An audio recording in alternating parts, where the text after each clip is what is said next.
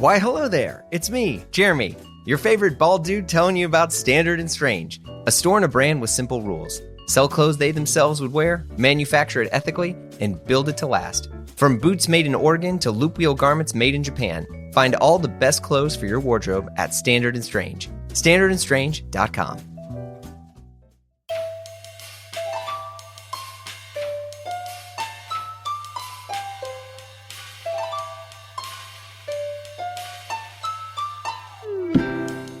Hey folks, it's Jeremy. You're listening to Blammo. How we doing? Nutty week this past week. Gotta speak some truth.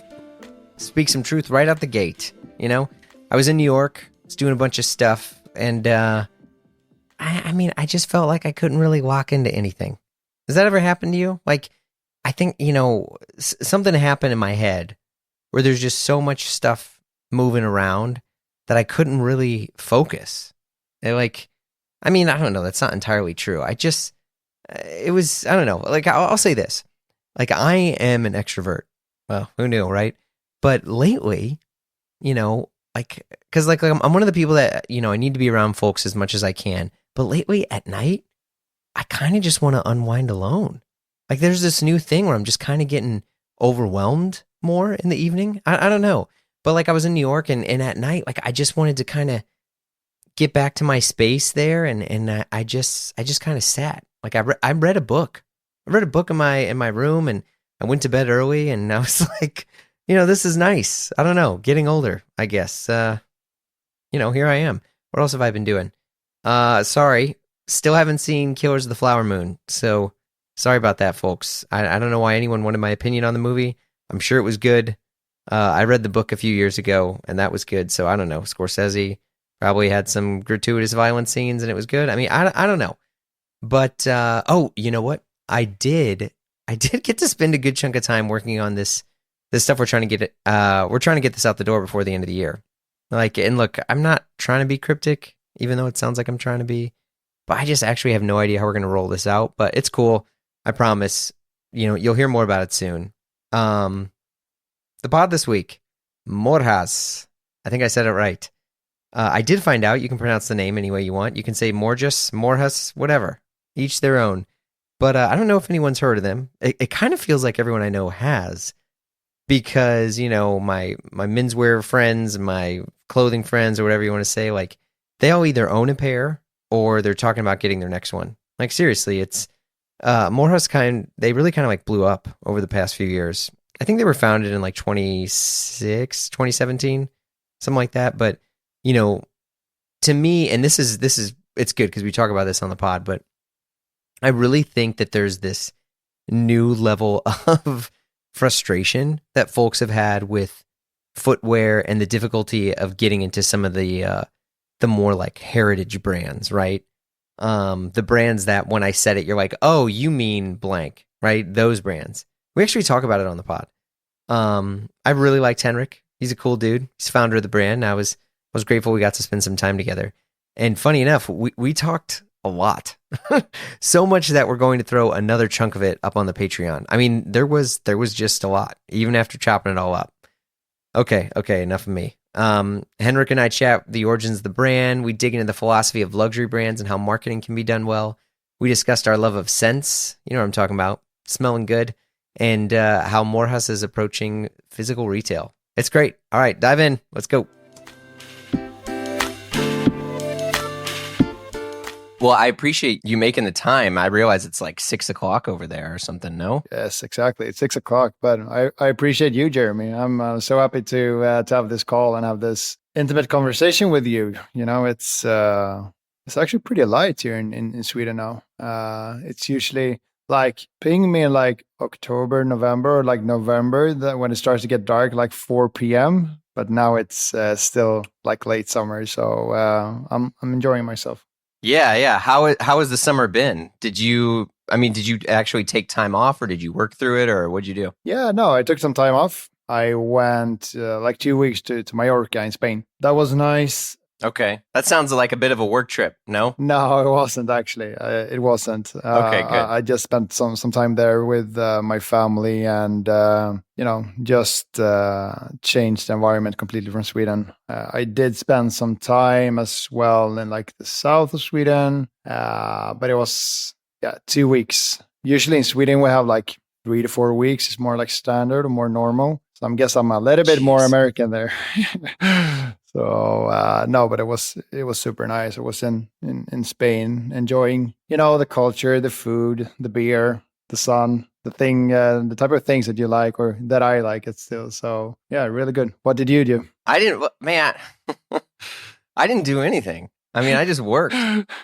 I mean, I don't know. I guess that's not entirely true. I took some time off a little bit. Like, I'm sure you kind of deal with this too, is in this sort of self-employed business, whatever thing. Not that we're on the same level by any means as you actually run a real company, but like, I don't know how to turn off. You know what I mean? Like, I don't know how to disconnect from work. And I always have this weird feeling in the back of my head that if I'm not working, then like maybe I'm of no use to anybody. You know what the secret is? What? You don't turn off. That's the thing, right? Well, but that's the truth. That is what happens. And then I'm in this situation where I'm like, kind of working, but not working. Do you have any kids? I have a daughter, and she's 2 years old, and I've struggled with like the exact same thing over the years. And then I just came to the conclusion that my kind of balance is to not have like the balance in what people in general terms state as being in a balanced state, or whatever that means. I like to, Sure. I like to be in the zone and combine my kind of like mission with MORJAS and my personal life. And I just came to that kind of acceptance, if you will, where I said to myself, it's fine that it's a constant part of my life, whether I'm at work or whether I'm not at work. And for me, that works actually. It does work a lot, and it also helps with creativity, and it helps with headspace, and so on and so forth. And you don't add any more pressure to yourself, like, okay, I must zoom out and just focus on everything that's not work. And so for me that works. But I don't know, maybe I will come to like a big fat wall in a couple of years, and that would just punish me for not focusing more on other stuff. But it's an integral part of my life, and I enjoy it so much. So I'm well aware that I'm obsessed. I'm well aware that I spend a little bit too much time with it. But at the end of the day, it's a kind of life that I like, and that I enjoy. So just accept it, Jeremy, and I hopefully you come to my side as well.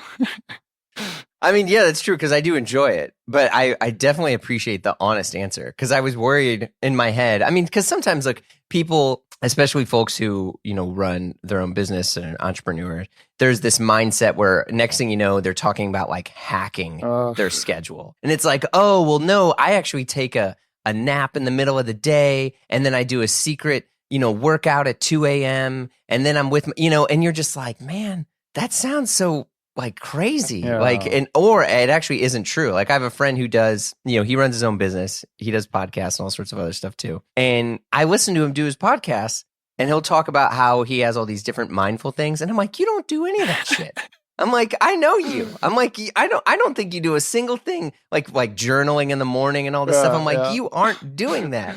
I actually on that theme, I saw such an interesting, or such a fun movie on just that exact same topic, where I thought the same thing. It was, they interviewed Pharrell, who most of the people know is the new creative director for Louis Vuitton, and they asked him about his morning routine, and it was just bizarre. It was bizarre. Don't take my words on it, but it was something in terms of like, I wake up at like 4 a.m. Then I take a super hot bath for like 1 hour. Then I do 600 sit-ups. And then I take 30 minutes just to write about the things that I appreciate, that I'm grateful for. And, it just continued. And then it was another 30 minutes where he just thought about like problems, or as he stated, conundrums. I don't know the word for it in English. You may correct me. Yeah. But it just continued that. Yeah. And I just said like, man, you cannot be serious about this. And I think that we have enough inflation in the economy. It's just too much inflation, like exactly that, like biohacking and hacking your day, and just continues. I'll send you the clip after our call, because it's actually really fun. Yeah, I mean, I feel like there's so much, even just in podcasting alone, there's like categories that are strictly based around productivity, or this weird form of leadership into which I feel like it's constantly shunning how you actually feel about a situation. But what you're leaning on is some sort of like enlightened state of mind, in the sense that like your attitude is that you're very in touch with your emotions and with nature and all these things, but it doesn't actually feel like it's true unless you have such an absurd disconnect from your regular day-to-day responsibilities that you're able to achieve this. You know, when people talk about like cold therapy and waking up in the 4 a.m. with all these, I'm sure there are a handful of people, someone's going to listen to this and message me and be like, well, I do it. And I'm like, okay, well, maybe you don't have kids, or you have businesses to run, or people that you owe money to, or things like this. Exactly. But I think about that a lot, and I very much appreciate your honest answer, and the fact that like, you know what, like, you're just kind of in it, and you're going to have to find a way to just enjoy the good and the bad, but you're always going to be in it. And it's like, you know what, I think you're right. Yeah. And I can actually enjoy like trying bits and pieces from it. Like, sure, cold bathing or cold plunging is a big thing in Sweden. We have the environment to thank for that, and we were well ahead of our time, and before the rest of the world joined us on that. So big up to Sweden and big up to our super cold climate, and those kind of things, like taking a sauna and then doing a cold plunge, which resets the body and the mind. I can enjoy those things, but I think that we are in like a time where people, I don't know, I don't want to generalize, but I'm with you, Jeremy, and that it's a bit too much on like what everyone's trying to achieve in the course of 24 hours, and it's just a little bit absurd in that regard. But trying some bits and pieces, and then just accepting that you have to invest a lot of time and energy into what you love or what you do. If you are an entrepreneur who runs your own business, helps a lot to me. But well, yeah, let's get into that. So how many people work? And you pronounced it correctly, because I would always say MORJAS, or it's MORJAS. You pronounce it exactly as you want, Jeremy. It's just, it adds a lot of charm to it. No. I got to do it right here. No, but it's MORJAS. It's Spanish pronunciation. But in Sweden they say like MORJAS, and then in the UK or in the US they say like MORJAS. And we work with some Italian collaborators, and it's like MORJAS, and so everything works. I just like the charm of it, and it's fair. It's nice. So how many people do you have working there right now? We are 14, 15 full-time, and we are an additional like 5, 6 part-time. And what those part-timers do is mostly when it comes to the flagship store that we just opened. So we are 12 at the office. Some people working part-time, like different areas of the business. So still very small, very intimate, very familiar, which I like, and a big thing that I think about, as we grow and for the future, to keep that kind of like family feeling, and keeping that synced working aspect alive, so to say. Yeah, because I mean, you're kind of in 2 different places at once, right? Because I mean, the factory is in Spain, and you all appear to be based in Sweden. No, exactly. Yes. Well, the team is based in Stockholm, in Sweden. Right. The factories and the majority of the factories are based in Spain, and The biggest factory that we work with is for sure based in Spain, and we are super duper close with them. So we have contact with them on a daily basis, both as friends and as working partners or collaborators. So the magic happens at both places. But the team and the headquarters is based in Stockholm. And you used to go to Spain a lot, right? Because your family's originally from Spain, right? Yes and no. So my grandmother is Spanish, which means that my and my grandfather was Swedish. So I have a Swedish mother and a half Spanish father, has Swedish father. So that makes me a quarter Spanish. I grew up in Spain.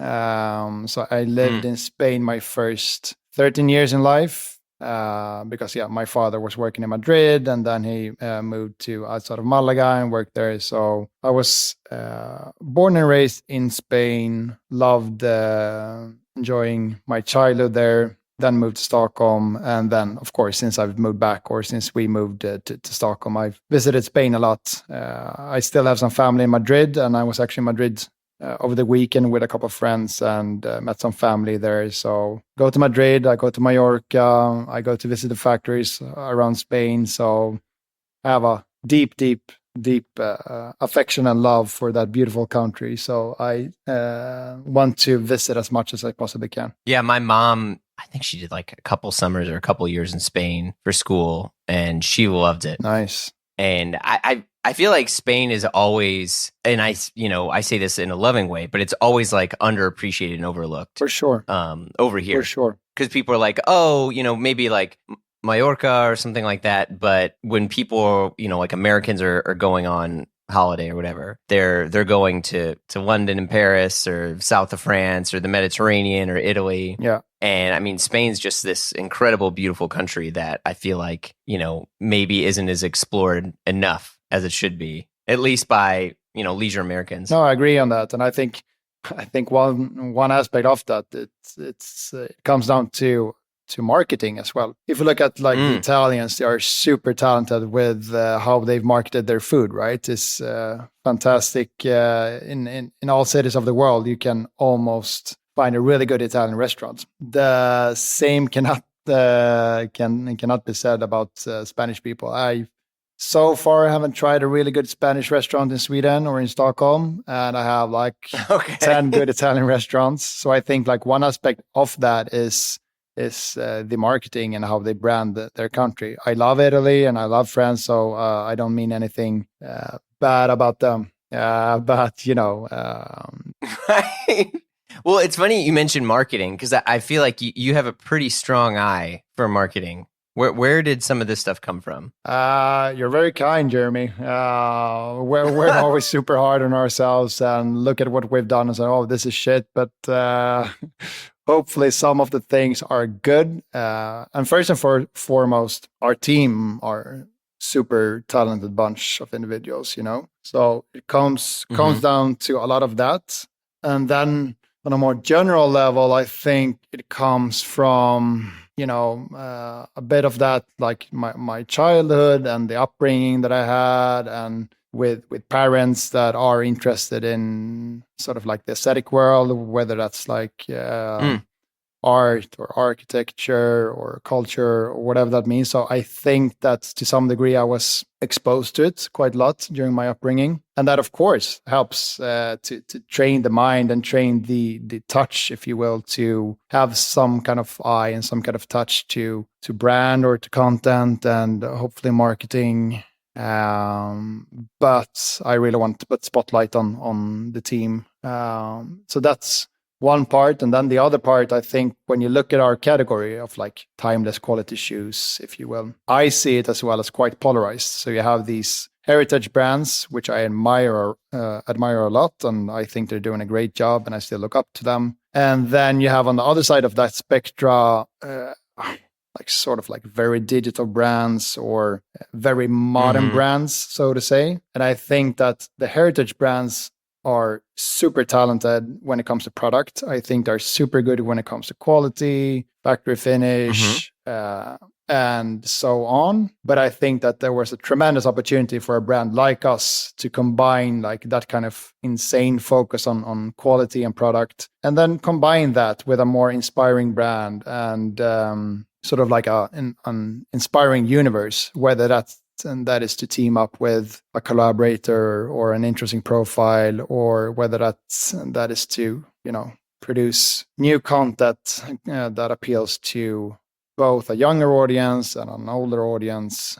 So I have to thank the actual category a bit for it too, because I think, again, that it was a big opportunity for someone, I'm saying this with humility, but for someone like us to come in and do our thing, basically. Yeah, but I think to do what you guys are doing, and so as a fan of the brand, I mean, I have a couple pairs of your guys' shoes and have always been a big fan. But it's interesting, specifically in menswear, right? Because you have these older brands, I'm kind of air quoting that word, that are like heritage, and a lot of people really love and look up to them, like a brand like Alden, right? Like, to get specific. And people are like, man, Alden, they're so, what an incredible story. And they've made such amazing shoes. And I feel like those brands kind of like accidentally fell into good grace through like the early aughts of like the menswear and like internet age, where everyone was telling their story for them, that they never did any marketing, right? Like Alden just doesn't really do marketing. And then over time, when there aren't those people who are just doing all that stuff for free, you don't just have all these enthusiasts who are going nuts over like trying to tell the whole world about Alden like they just discovered it. You have the other brands who are doing that, and their product is bad. Their product is trash. You have, I don't know, High Water. I'm just reading something on my desk, like High Water shoes, and they're the best shoes ever. And it's a really good site, and they're very good at their customer acquisition and their conversion funnels. But at the end, their product is soulless and empty. So you have that on the other side. And the hard part is like doing what you guys are doing, like in the middle, which is you have a very good product. Your storytelling is excellent, but you're not in either camp to where you just completely abandon storytelling and marketing, or you are so focused on your like conversion funnel that you forget the fact that the product you're selling is actually still the core of your business. Because I feel like you have brands like Alden right now, and I'll call out Alden in a loving way. Like, I've used to buy Alden for ages, and Alden QC over the years has really, really fallen off. I mean, it is not the same shoe that it was. It's like they're just coasting on the fact that there's still some person, 8 or 10 years ago who was like, man, I know when I make it, I need to get a pair of Cordovan loafers, and they get them, and the product arrives, and it's just kind of like, bleh. It's like an old piece of candy that melted on its way to you.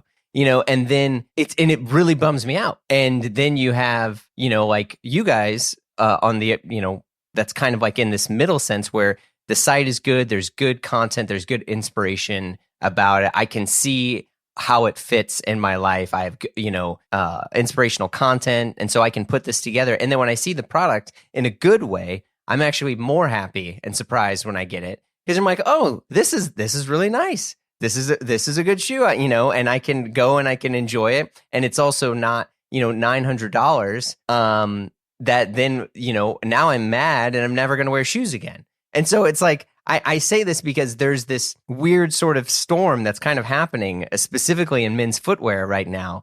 And where it's like you have people that are still loving these heritage brands, but the heritage brands have really fallen off. And they're just still coasting on the fact that, people did marketing for them for free. And now they're trying to get into it. And it's like in this weird state where people are like, well, wait, now you're trying to tell me about this? Like, weren't you good enough for 150 years? Like, and so people don't even trust them. And in a way, they're kind of up shit's creek. Yeah. And so I'm curious, because you're seeing this as a person who is in it and runs a company. What are the things that you're seeing that you're like, oh man, I can't ever let us get to X or Y? Like, how are you steering the ship here? Yeah, I think, first of all, I think that's a very good summary of what's happening in our category. And it's happening as I see it, for a couple of years. And I want to state that once again, that I've been a big fan, or I am a big fan of the brands that you are mentioning, and also some other heritage brands. And I'm not saying that to be politically correct. I'm saying that because I truly enjoy them or admire them as well.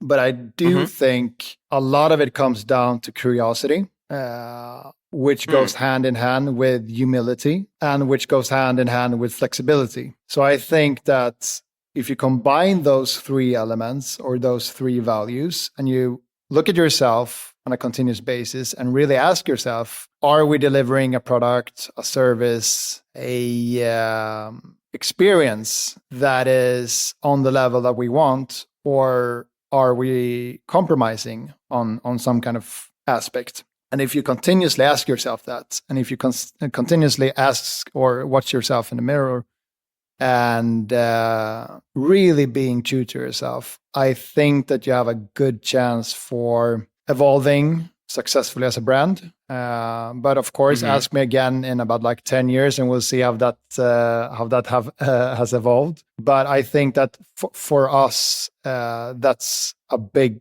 thing. A lot of things or a lot of this also comes from like personal frustration. And I like to paint a metaphor for that. So when I invested in like quality shoes from other brands back in the days, I felt that I was paying a 5-star price at a 5-star hotel. And then the hotel room was nice, but I thought that everything around it was just 3 stars. Like the service was 3 stars, the decor was 3 stars, the ambiance was 3 stars, the food was 2 or 3 stars. So all of these things that you take for granted when staying in a 5-star hotel was actually so. And I think that's a really good way to describe our category as well. And I don't want to talk trash about other brands there. It's just my own personal frustration, which led to Morjas. So we really want to be 5 stars at some specific areas of our brand. And we are very true to ourselves that we cannot be 5 stars everywhere, but there are certain areas of the business certain areas of the brand where we really want to be at the highest level. And we train ourselves and remind ourselves to stay true to that and to be disciplined enough to not explore too many things at the same time, because I think that's a big risk for starting to compromise on some things that are so important to your brand and important to your customers. For us, that has worked so far, and we work with a quote-unquote sniper approach instead of going too broad. And in the long term, I think that's good for us. In the short term, that can be super frustrating at times because you want to explore new things and you want to try new things. And I'm not saying that we are not flexible and that we cannot adapt to new times and new phases and so on. But I do think it had helped us a lot to stay true to our cause and to our mission. And I think that's reflected in our customers perceive us and the customer love that we are receiving. And last but not least, I am personally super duper long-term with Morjas. I don't think that we as a team would have been able to invest the time and the energy and the resources that we have if we didn't believe in what's needed to really build a solid brand for a very long time. I think that some people, I'm not saying that everyone does it, but I think that some brands are too short-term, and that compromises the overall experience of the brand and the touch of the brand. And the long-term aspect helps a lot, especially when it comes to brand and the image and the perception of everything that we do. Do you even loop wheel, bro? Do you know what loop wheel garments are? I actually didn't, honestly. I was just it's a flex. It's a special kind of cotton. Yeah, kind of. But the folks at Standard and Strange dropped a ton of knowledge bombs and their own incredible loop wheel tee. Made in Japan, of course. But back to loop wheel. It's an antique circular knitting machine that relies on gravity and uses spring bearded needles. Do you get it? Bearded needles? What the heck? Look, all you need to know is it's dope. It's better, and if you want to learn more, visit standardandstrange.com/loopwheel and check out their new loop wheel tees. Trust me, your boy is partial to yellow because, duh, but the tees are fire no matter what color you pick. The fit is spot on, and it's a classic tee that looks like it's from every era ever and fits like a dream. And it's from the folks from Standard and Strange, the shop that helps you own fewer, better things. Run by industry vets who are focused on incredible product from incredible vendors. And look, if that's not your vibe, check out some of their huge offerings of other Japanese denim or boots. But listen, the shirts, fam, the shirts, the Loop Wheel. So visit standardandstrange.com/Loop Wheel to learn more. Standard and Strange. Own fewer, better things at standardandstrange.com.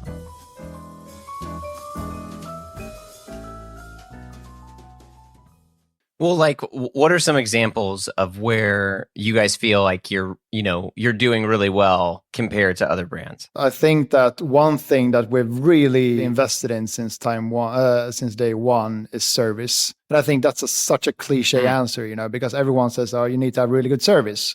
But I think that we've really walked the extra mile with how we've built the team. So we have 3 people working on customer experience, 4 people, sorry. And we are, 12 people? So that makes it like 1/4 of the team is working in customer experience and customer service, because we want to be proactive and we see service as a marketing tool and more than just a necessary mean. So we want to be proactive instead of like reactive. And we want to really deliver a service where customers are not just happy about the service that they've received, but also so happy about the service that they speak about us to their friends and family, and also come back to the brand. So I think that if you would ask other parts of the team, and if you would have asked our customers where we really, really shine, I think that service and customer service is a really, really, really strong one. And that's a personal or something that I nurture very much, and a personal thing for me and for everyone in the team. So that's one thing. And then when it comes to inspiration, and inspiration is a broad theme, right? But if we take like content, for example, I think that we've been curious to explore how we can work with content. And I think that we've been quite ambitious in how to work with content, and that we've placed ourselves on quite a high level in our productions. And I think that we've worked hard to not compromise too much on our content, whether that it's to work with a super interesting personality, or whether that is to, do the creative direction, the styling, the location scouting, the model scouting ourselves, instead of doing outsourcing all of that to a big production company. I think that what defines us as a team in terms of like culture, I think that we are super, super ambitious and walk the extra mile. And that is hopefully reflected in the service and the inspiration and the content. Yeah, my thing is sizing, right? Like because you guys are basically online only apart from your store in Stockholm. And if you're buying something your shoes are affordable, but they're still, at least in American, they're $350, which is still, it hurts a tiny bit if you're just getting into shoes. And like the concern of sizing for most people is like what keeps them from buying, at least for someone like me, into which I'm like, well, cool, but it's coming, all the way from the EU. What if it doesn't fit right? How do I do it? And it's funny because there are companies that have literally tried to solve this problem. And they have integrated themselves into larger companies like, Gap or J. Crew and all these things. And there's a thing called True Fit, and it tells you your size. If you're this, you're this. But in a weird way, my experience with those always throws me off, because I'm like, well, now I'm entering all my stuff and all these things. And like at this algorithm is trying to tell me what size I should be. Like, this doesn't feel good. And, the interesting things for you guys, you just have a page, and it just says like, hey, if you're an Alden, size a half down. Yeah. And like in a weird way, I'm more comforted by that than like, oh no, enter in our, 3D scan of your foot and then this and this. And like that's because that's the weird thing is like, especially with a product like a penny loafer, that's like a very classic shoe. It's like, it's not some sort of space memory foam or anything in there. Anything that's like feels a little bit too technically advanced around the experience makes me feel that the brand isn't as authentic. Here. I agree with you 100% on that one. Like, it's really weird. Like, but I'm someone who spends a lot of time on the internet on clothes and buying all sorts of clothes. I've gone on sites and I see that and I'm like, I don't know. Maybe they don't really like the product. Maybe they're more focused on this algorithm or something. And I'm like, I'm out. Yeah, no.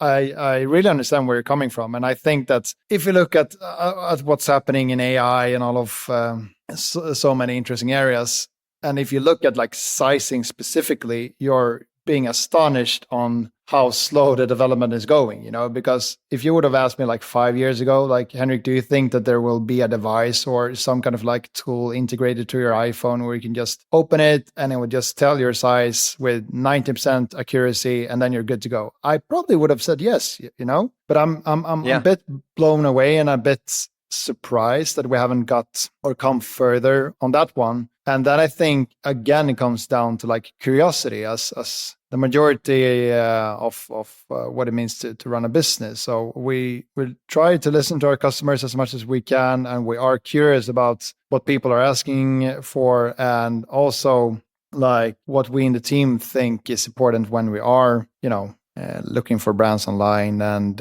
when we are comparing or when we're shopping. So that like sizing page that you're referring to when we compare with other brands, is just a pure result of like going back to the basics, asking ourselves like, what's the most straightforward tool that we can provide to our customers, and also a result from our fantastic customer service team that provided us with the feedback, or provided the team with the feedback. Like, customers are really asking about like, hey, I have XYZ in Alden or in whatever the brand is, and they wanted to have that kind of benchmark, and we ourselves in the team had quite a lot of data on that and quite a lot of experience on that, and then we added some more inputs to that. So yes, that's a highly effective tool for us and something that's highly appreciated by the customers too. Has there been examples of stuff where you're like, hey, this is our idea, this is what we're going, and you launch it and customers have been like, no? Yeah, of course. And I think if you look at our page and if you know Morjas a bit, you see that the collection is quite tight, and you see that we don't have so many lasts and so on, which is one thing that the heritage brands can offer. So if you look at Alden or if you look at Crockett & Jones, they have hundreds and hundreds of lasts in different widths, And the good thing about that is that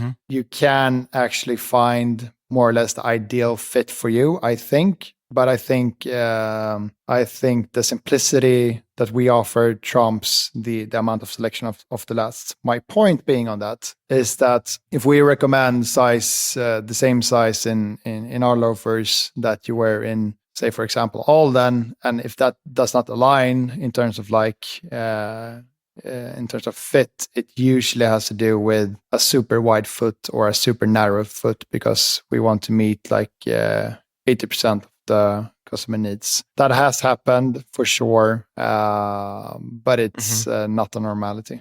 Yeah, I mean, I feel like that's also something where some companies where it's like, we have to be able to fit every single person ever. And I think it's also totally fine. And I wonder about this too, like where you're like, look, maybe we're just not the right company. Yes, for sure. If like someone comes to us and says like, I have these measurements, or send them, or if they've sent us a picture of their foot, and we just see, hey, this is too wide of a foot for our shoes. We're super transparent about that, because again, back to like the long-term aspect of the brand. If we just say, well, it will fit perfect, then you will get just an angry customer who will not come back and just bash us for their friends and to their friends and family. So I think that honesty and that transparency reflects all parts of the business, whether that's service and sizing or other brand aspects. I mean, I'm sure, obviously, you purchase lots of other things outside of shoes. So, like, what are experiences that you had with some of these other companies that influenced how you were trying to shape Morjas? Well, I think when it comes to, I'll start with like the customer experience. And when I refer to the customer experience, I'm speaking to the experience that we offer when you come to the website or when you come into our physical store, which we just opened. I think we've embraced the Scandinavian love for simplicity. And I've been super inspired there by websites and by brands that are not typically operating in like e-commerce, or that not necessarily offer a shop. Could be a gallery, it could be a hotel website, or whatever that might be. But we keep coming back to simplicity as a theme, And we try to get inspired by lots of different things in addition to actually just e-commerce. When it comes to the experience navigating on sites, we keep coming back to, again, that kind of like theme on simplicity, on like less is more. And that's true for the collection. If you look at that, it's a super tight collection in our view. When you look at the text on the website, it's quite simple as well, or like quite straightforward. And don't get me wrong, it doesn't mean that we don't like invest the time and resources into producing that kind of stuff. It's more about how can we eliminate all kind of noise that is just a distraction for the customer. And I'm not meaning like distraction for the customer to just convert. I mean to just create a more enjoyable customer experience. Then when it comes to like the service, how we speak to our customers, whether that's online, tone of voice, or how we greet our customers in the store. I have a just very long love for service, as it might be clear by now. And I think that's been highly inspired by smaller, really good hotels. Oh yeah, smaller restaurants, very kind of like old school kind of like marketing, where you visited your local coffee shop or your local supermarket. They know your name, they know your preferences, they know your favorite kind of food, and so on. That kind of vibe and that kind of way of treating customers is something that I think is quite straightforward for a lot of people, but I don't think a lot of brands are doing it because it's hard. It's hard. It's hard to remember people's names. It's hard to be one step ahead. And it's tough because it demands quite a lot of energy from you. And it's so easy to compromise on outsourcing service to someone, or to not making it a core of your brand. So very kind of like old school kind of service marketing and experience is something that I try to do and the team tries to do, and something that's quite fulfilling as well and quite motivating as well, because I know this sounds super cliche, but the biggest motivator for us and the thing that we get the most out of is when customers are just blown away. And an expected service is just to reply to the customer's request. A good service is doing a little bit extra, and for us, a wow service is seeing what the customer is not seeing and delivering on that, and delivering a positive surprise or a positive experience. Doing that, maintaining that, and evolving that as we grow is something that I think a lot about, and something that I speak a lot with the team about. And again, comes back to not compromising. I mean, do you think that there is especially with younger folks who grow up purchasing things on the internet and not really having a deep relationship with a brand, do you think that there's a level that's almost too much for some folks? Because even me, I had bought something from some random store at one point, and my birthday was last month, and I got a postcard from him, and I was like, "That's next what level. the hell?" Well, and I was just like, I didn't want it. In a weird way, I was almost annoyed that I got the postcard from him. I was like, I don't need you to wish me a happy birthday. I bought some socks from you like 7 months ago. Yeah, no. And it makes me think about that too, especially now. Like, what is the line that's like almost too good a service in a sense, especially as people who are purchasing from some of these brands out, they don't even want that level of engagement or interactivity.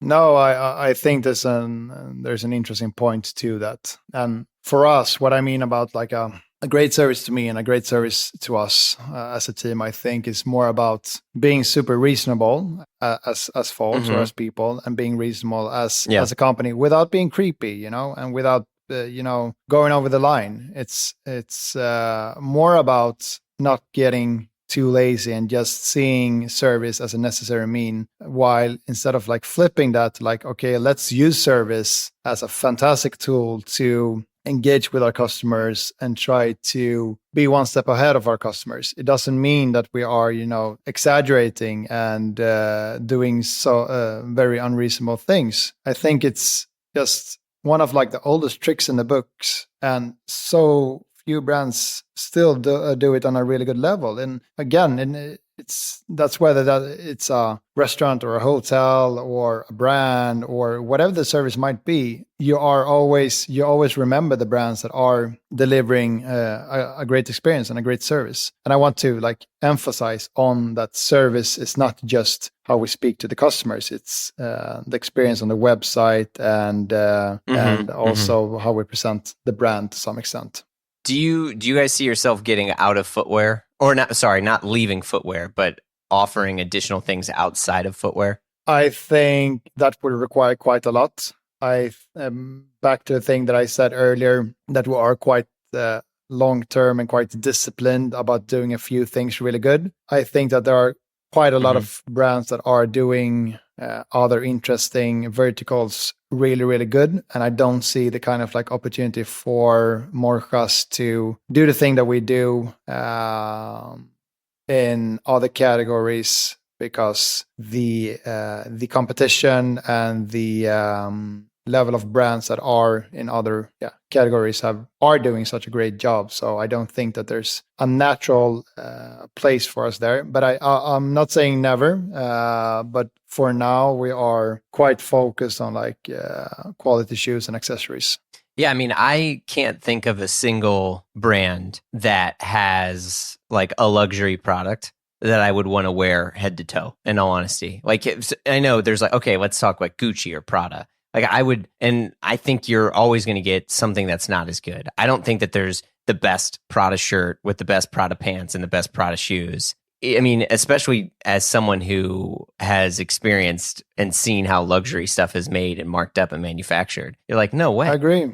And so, it gives me a little bit of pause at times when there's brands that like we're going to do everything. And we're going to get outside of even clothing. We're going to get into hotels and hospitality. And, because if you were like, oh, well, speaking of restaurants, we're doing our own restaurant and we're doing this and we're doing a hotel and we're doing a travel. It's just like, no, I agree. And speaking of restaurants, have you ever been to a restaurant where they serve like all kinds of food and they do it at a really good level? They serve Italian, they serve Spanish food, they serve Swedish food, they serve American food, everything at the same time, and everything just super duper good. I don't think so. I haven't. Actually, IKEA does pretty good at that. Yeah, okay. IKEA might be the exception, but I think that's a good metaphor, But like, I'm a super big advocate. Kidding aside, I'm a super big advocate for doing a few things really good and focusing on that, and not like turning yourself into like an octopus that wants to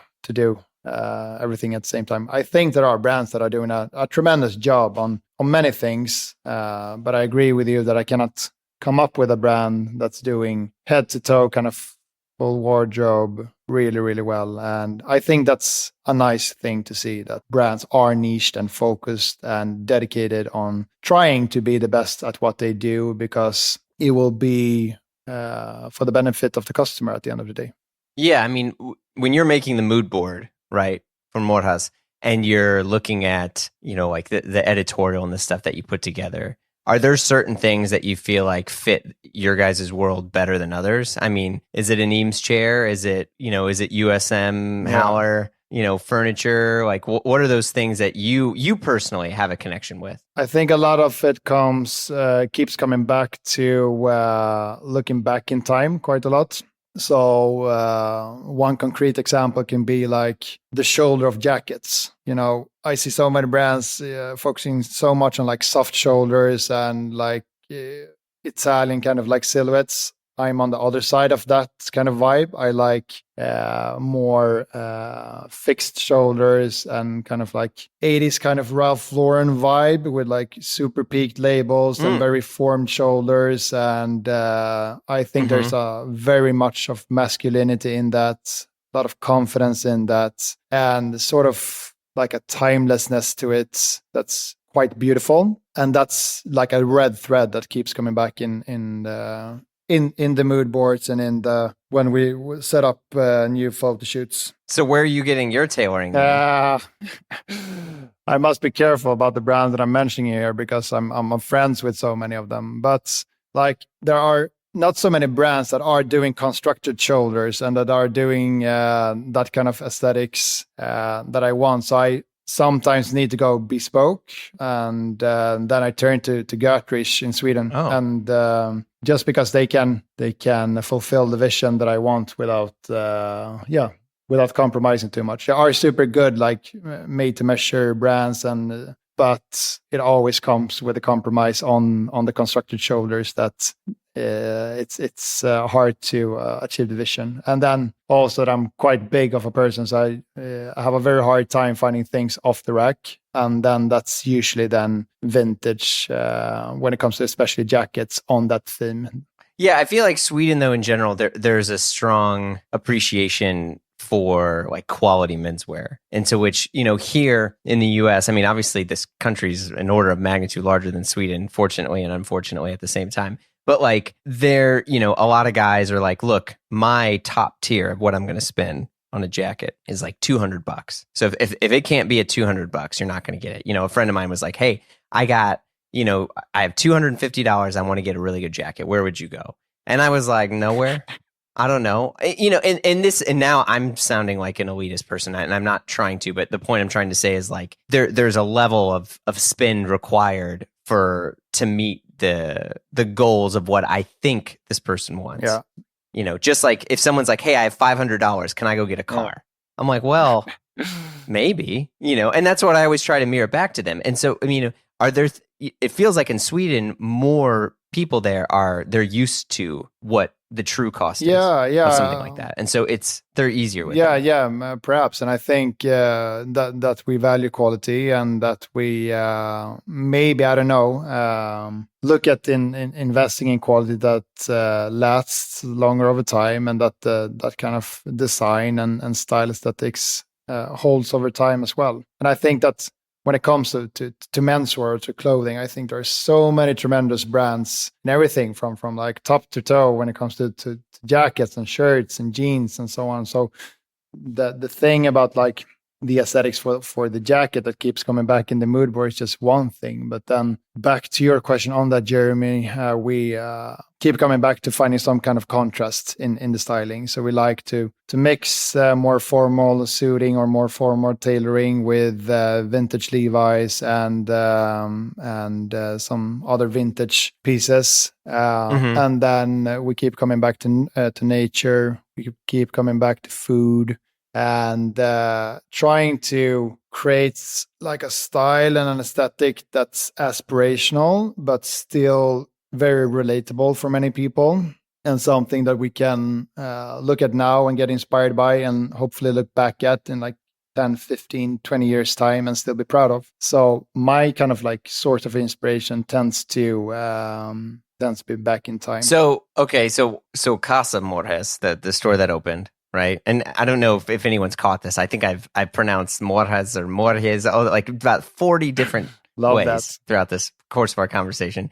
But the design of that is it's subtle, the interior, but it's also because I'm someone who doesn't know that much design, like it's very specific, right? You have strong wood tones, you have some stuff that looks a little bit 70s, you have stuff that looks a little bit 40s, and like how close to that design is mirrored in your home or your personal taste and aesthetic? It's super duper duper close to my personal taste. I think it's relatively close to my personal home in terms of like overall ambiance. I think that we've managed to create an even nicer atmosphere in the store than what I have at home. It's still a bit too stale at home, to be honest, a little bit too Scandinavian. But I think the defining factors of like contrasting elegance with a more casual vibe and adding quality without like creating like a stiff environment, and combining very traditional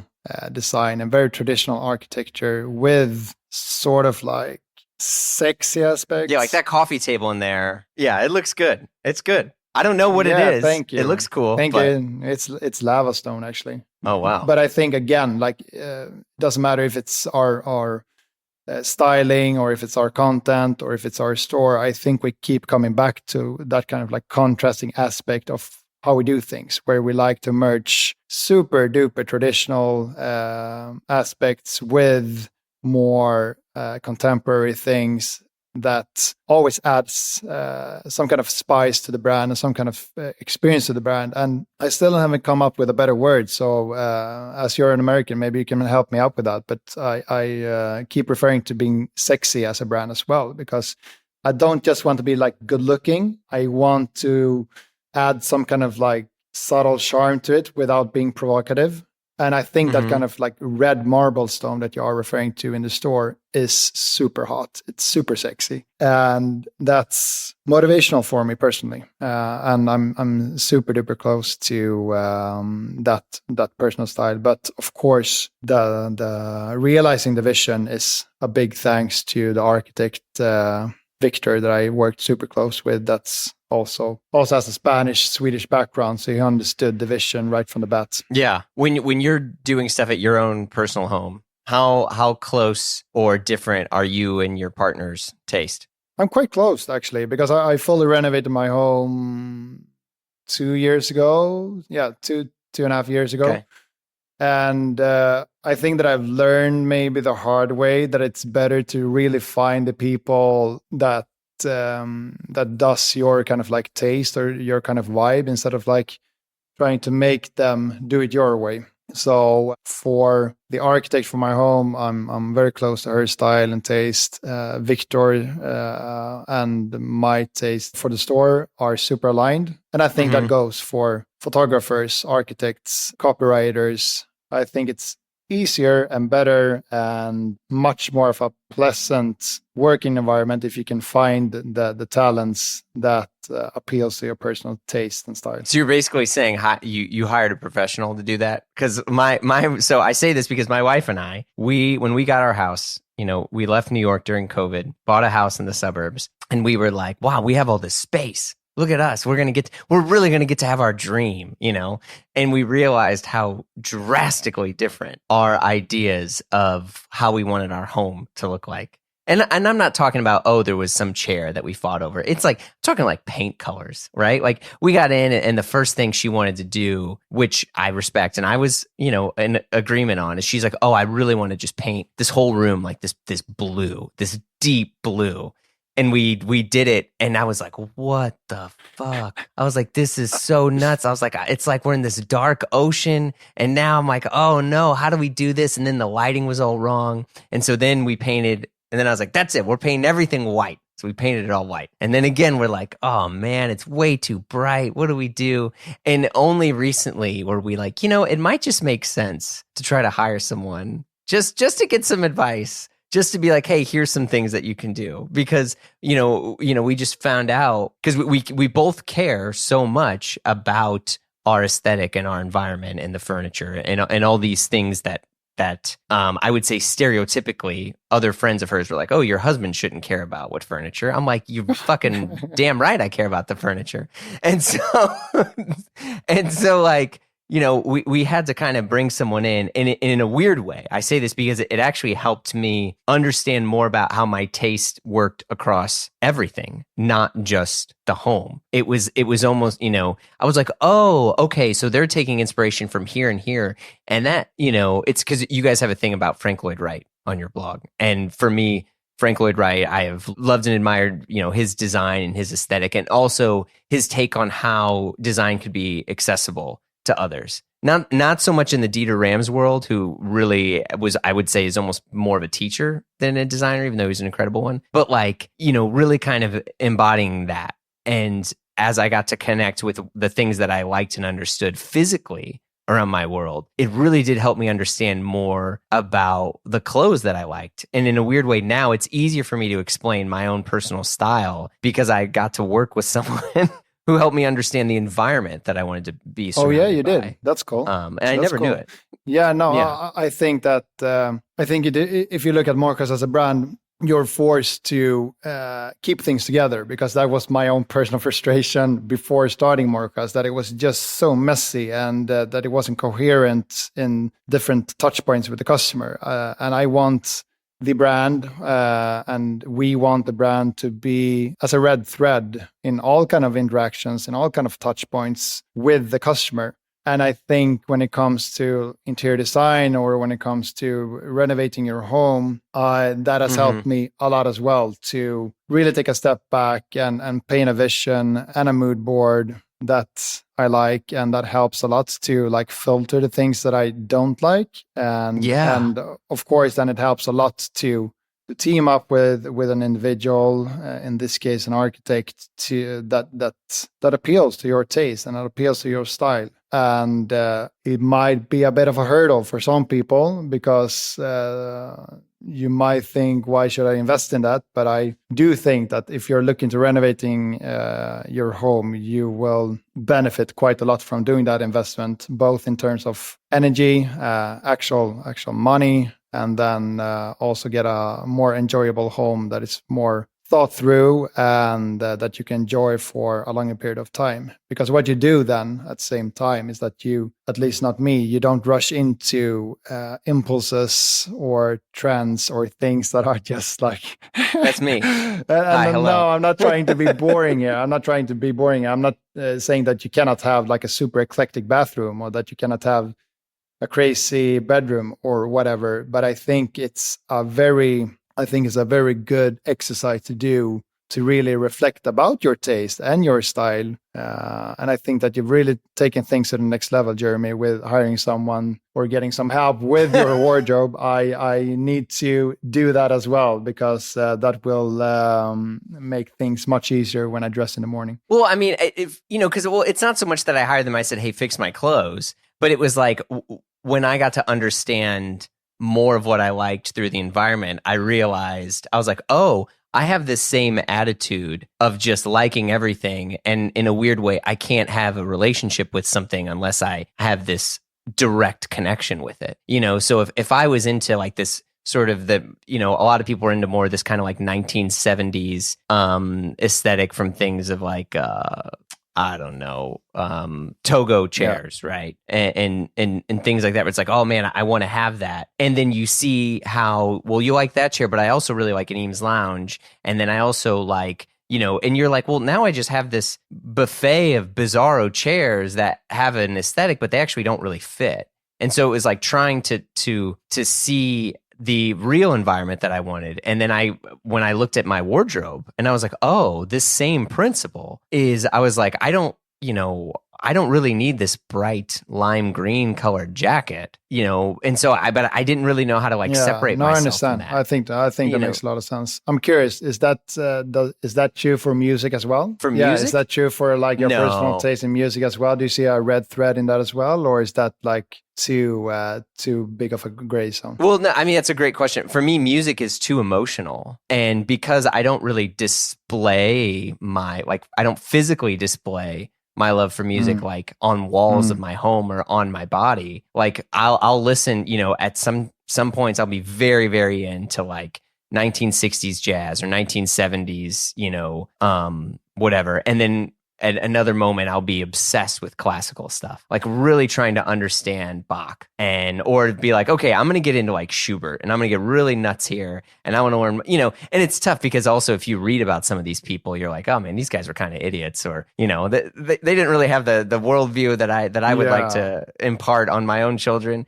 But like with music, it's just totally different, because I just get so obsessed with music. Like I don't know if you've heard or whatever, I don't know how much you pay attention to the pod, but like I've just been nuts over like rediscovering the Beatles. And it's so dumb, right? Because everyone knows about the Beatles, but in a weird way, I think because it was always there, I don't think I really gave it the time of day to truly, truly understand everything that was going on with them emotionally, with them, with their business, and how bad, how horrible their deal was with EMI early in the days. Like they were making nothing.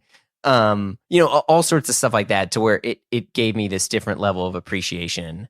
That's interesting. But I mean, that's just kind of me in general.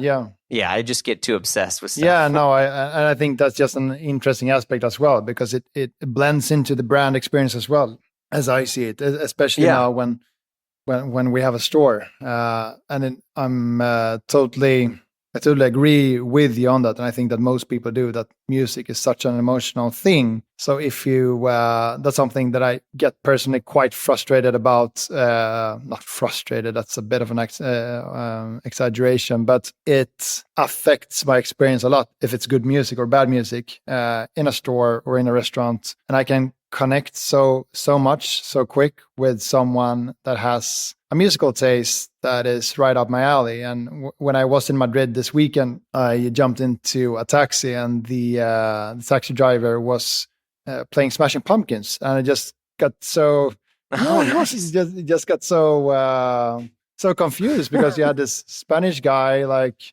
35, 40 years old and playing Smashing Pumpkins. What era of Smashing Pumpkins are we talking about here? Siamese Dream, Melancholy? Melancholy.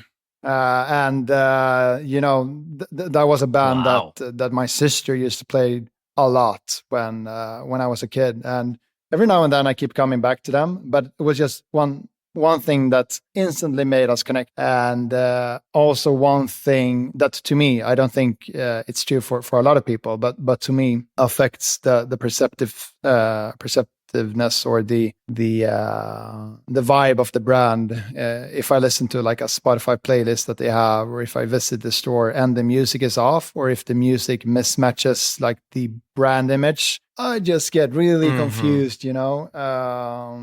So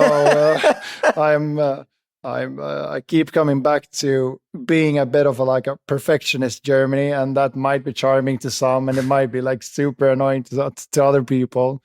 But when it comes to the music in the store too, it's tough at times just to be a bit over controlling when it comes like all touch points with how you want to have things. I think it's also the volume of music too, to where, you know, a friend of mine, it does like interior industrial, like architect stuff. So he does retail stores. He does, you know, like experiences or whatever. And he always tells people that the music in the space should always be totally forgettable, in the sense that like you just want it there so people are a little bit comfortable, but they're not really going to recall what they heard there. They're just going to know that when they were there, it was comfortable enough that they were able to enjoy the core product of what the place was. So if it's a restaurant, you're there, it enhances the food. But yeah, like, I mean, I remember going to Mamafuku early on in like the early aughts in 2000s. And I would go in there. Yeah, well, you'd go in there, and this, look, I love hip hop. I'm going to be clear. But like, you know, you'd walk in there and you'd hear like Ghostface Killer, you know, while you're trying to have your cold, spicy noodles, and it's super loud. And it would just like, it didn't really compute, I guess, in my head. I mean, Dave Chang's talked about how it's important, but yeah, it was weird. Yeah, really. and maybe people are overtrying, you know. They want to create a cool brand, or they want to create a cool restaurant, and what's the name of the guy? David Chang, right? Who has Mamafuku. Really cool guy, you know, and he wants to hopefully, you know, communicate the coolness of himself and his restaurants, and then he just says, "Oh, let's add a lot of like cool music to it," and maybe that's right. I don't know, but yeah, right. Who knows? But I think for me personally, that's such a sensitive thing, and I totally sense too. I totally agree with your friend on that it should enhance experience and not like take over.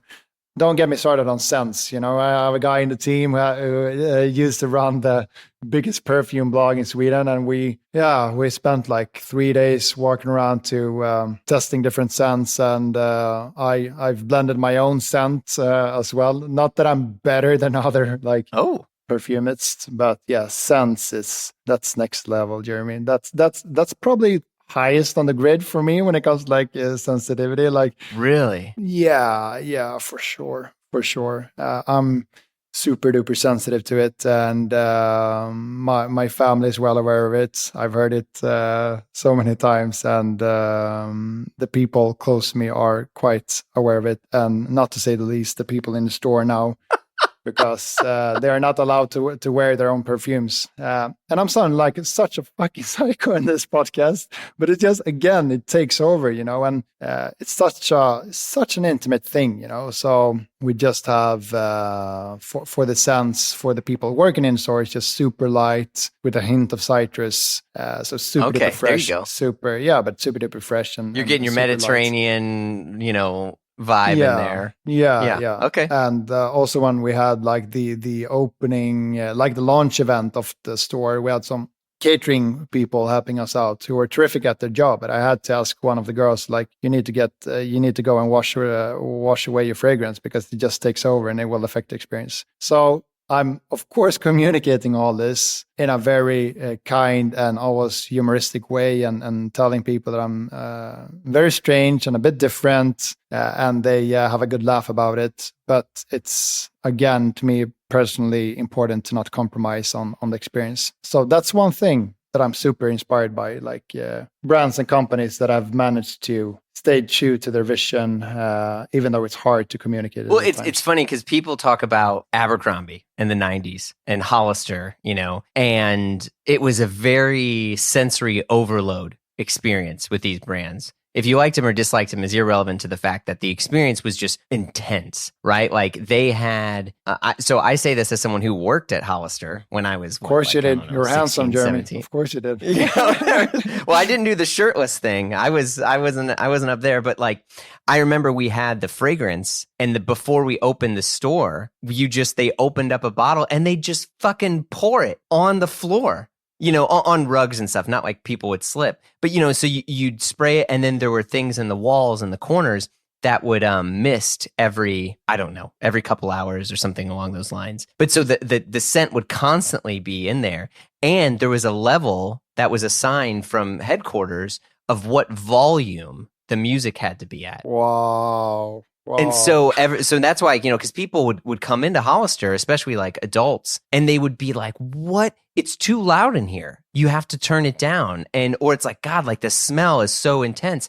And what was interesting though, and I say this, you know, in a loving way, that like, I remember leaving Hollister with, you know, clothes that I had purchased or whatever. And the bag, like I in a weird way, I took home the physical experience of that and brought it into my home through the scent. Like I'm extremely obsessed and sensitive to scent, to where like people have heard this before. Like there's a perfumer in Rome, and she does like home diffusers and scents and stuff, and I will order from them directly and get stuff. And it just, you know, I mean, for some people they don't care. For me, like that's the difference between a good day and a bad day. I agree. Is the environment of what it smells like. I'm very sensitive to like cooking smells too. Yeah. I mean, geez Louise, don't even get me started on that. So like, but seeing what Hollister did, you know, in hindsight now, as someone who's, you know, been in more of the kind of like clothing and luxury world, I actually really admire it. I don't think that the tact was as good, but the fact that like they cared so much about the experience of it, to where the music was a certain volume, it was a certain playlist, the scent was this, the lighting was this. You do feel that when, you know, because they were in a mall, right? So when you stepped out of the mall into the store, you really were transported. And, you know, for better or for worse of what people think of the brand, they did tick the box of bringing you to someplace else. Yeah. And it's funny because I think about that more lately as I've gone to other retail stores, and you're like, well, you just have a white wall and some product on it, but like, I don't really feel enticed to purchase or inspired by the environment that I'm more inclined to purchase, right? And so it's interesting that, you know, we've talked so much about retail, even though for most people they view you as a digital brand, because being able to put those two together is really, really difficult. Yeah. You know, to have your digital experience mirror your physical one, or at least pay as much attention to both environments. So, I agree. I agree with you on that. You asked me earlier if I could come up with a brand that I'm inspired by, or that I tend to come back to or look up to. And I think one brand is Aesop. I think they've done a tremendous job on like, it's really right up my alley when it comes to scents. It's It's really my kind of like taste when it comes to most of their stores. I think it's inspiring how they've teamed up with different architects depending on the location of where they open the stores and the integrity of the brand and the strategy to like build your brand and build your awareness by opening nice stores and being like super old school about that. I think that's so inspiring in this kind of day and age. So there you have a brand that I definitely keep coming back to and that I've looked up to for quite a long time. And they've managed to just keep that integrity of their brand and evolve that over time as well. Really nice brand, actually. Yeah, I mean, Aesop is very interesting because they did little to no print and physical advertising. Like when you think of it, I mean, because Aesop's still around, they were recently purchased for, I don't know, multiple billions of dollars. But like the experience of Aesop was totally unique in that it wasn't like something where you were plastered with, any sort of like beauty campaigns or influencers, or it was always the physical store, that stupid, incredible smelling soap, the Resurrection hand soap that I've continued to pay out. It's almost $50 for a dumb bottle of this soap. I don't know what the hell I'm doing. But you enjoy it every time. You enjoy it every time. Oh, absolutely. Right? Yeah. I will eat cans of soup to make sure I can afford this dumb soap. And I say it's dumb because I admit that it is rather expensive for something as me too, simple as soap. But I think it's good. Yeah, and I think that's a super interesting observation that I cannot come up with so many brands, or I cannot come up with any other brand that have managed to again come to the size where they are. And with the global presence that they have, with such a completely different strategy than all other brands that we can come up with, right? Exactly as you're saying, they just focus a lot on the product and the physical experience, like everything that you should do later on if you read the textbook example, right? So I think it's just a very interesting brand with a very bold strategy and with a confidence in their strategy that's very inspiring. Yeah, they sold to L'Oreal, right? Or who did it sell to? I cannot remember. $2.5 billion to L'Oreal. Yeah. There you go. So what was Tom Ford sold for? Okay, $2.8 billion. So I thought it was the other way around. So I mean, still, we're $300 million apart from one of the most successful independent designers of the past, 20 some odd years. I mean, that's pretty crazy. Yeah, it's cool. It's insane. Yeah. It's insane. But there you have like a super irrational brand, right? It's just a very good example that you do not buy on logic, for sure. But it goes to show you, I think that paying attention to all of that does make it work. In the sense that the best thing that they did, their own advertising was basically selling that soap. Because you put it in people's homes, it then became a status symbol at restaurants. You'd go use the restroom in a very nice restaurant, and they have Aesop soap in there. So much that they ended up selling the soap dispensers themselves because people would steal the soap. Who the hell is like using the bathroom at an expensive restaurant and taking home a bottle of soap? Let me know if anyone knows a person who's done this. It makes no sense to me. Yeah, but that's a really good testament that you're doing a good job as a brand, for sure. And to on that theme as well, you mentioned like having your home is sort of like, I don't know, like a lime colored stool, and then you have something super traditional and something super contemporary. The way that Aesop managed to combine so many different aesthetics and so many different designs while still holding like the brand together is also, they need to tell me someday how they've managed to do that, because I can walk into like a super lime green store in Amsterdam, and then I can walk into a super minimalistic but still comforting store in Stockholm that's entirely made of wood, and then you can go into like a store made complete out of concrete or like cement in Tokyo or Seoul, and still you just some kind of like weird way the things connect. That's the next level. I think it's because they force people to read. I mean, maybe.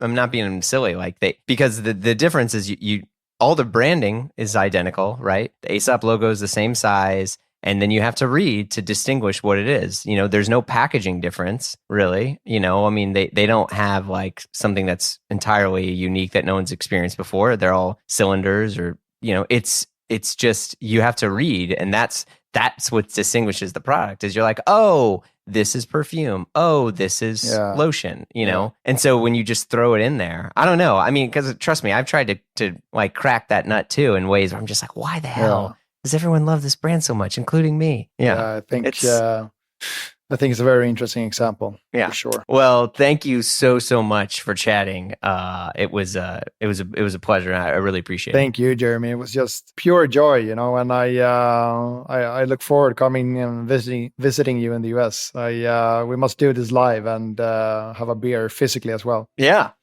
sounds great. Thanks again. I'll talk to you soon. All right, that's it for this week's show. You've been listening to Blamo. Our show is produced by Blamo Media. We're edited by Amar Lal, and our theme music by the mysterious Breakmaster Cylinder. If you like what you heard, share the pod with a friend, leave a review on Apple Podcasts or Spotify or whatever thing you are listening to that you can leave reviews on. You know, give us the thumbs up or the 5 stars stuff, whatever. If you want to talk to us and give us your hot take, we'd love to hear from you. You can send us an email at info@blamopod.com. Last but not least, if you want to hang out with us and join the Blam fam, visit patreon.com/Blamo, where not only do we have tons of exclusive episodes, but we have Blamo Presents Dye Workwear, we have the Triple J Show, we got other shows in there. It's a good old time, and of course, the amazing Slack community. All right, folks, have a great week.